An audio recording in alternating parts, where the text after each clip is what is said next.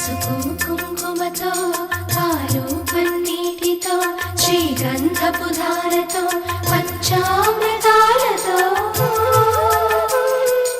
అంగాంగం తడుపుతూ దోషాలను కడుగుతూ గంగోత్రికి జరుపుతున్న అభ్యంగన స్నానం.